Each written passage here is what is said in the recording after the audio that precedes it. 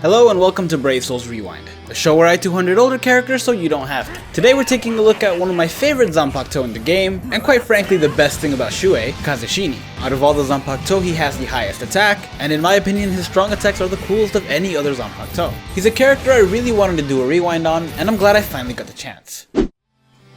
Now we're starting off with a normal attack damage build, and as I mentioned earlier, Kazeshini does have the highest attack of any other Zanpakuto. Now some of you may think that Senbon Sakura's damage output would be better because he has that normal attack damage link, and you're probably right, we'll just have to wait to do a rewind on him later, but unfortunately Kazeshini does not have that link. He has dodge rate, which isn't very good unless you're using Baragan and PvP, though it can come in handy, but I digress. This build was actually really usable and really fun. His attack is 674, which is really good for an older character, and his attack range and speed are all pretty decent. Overall, I wasn't too surprised that this build is absolutely still viable, because we are playing off this character's strength. And although his strong attacks were pretty much useless with this build, they weren't completely wasted because they had really good range and worked really well for guard breaks.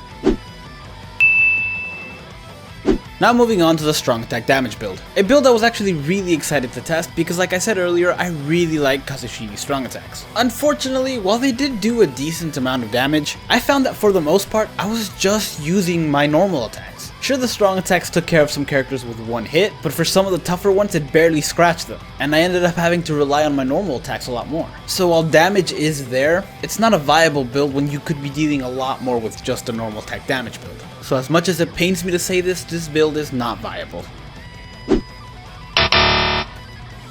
Finally, we have the strong attack recharge build, that I didn't really have high hopes for, just because the strong attack build didn't really do so well. But surprisingly, I actually like this build. I think it's because the strong attack damage, while it was less than the last build, was more consistent, and the mixture of that and the normal attack damage actually made this build a little more viable than the last. So I am gonna say this build is good, though not nearly as good as the Nat build, and Kazeshini does have bombardment, so having an SP actually means something for his special.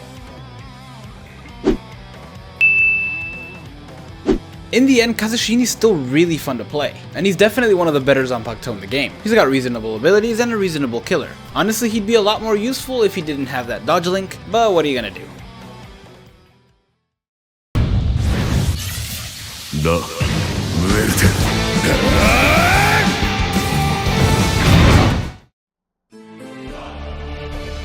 Thank you guys so much for watching. If you enjoyed this video, hit like and subscribe to the channel, and let me know what other characters you want to see in the rewind.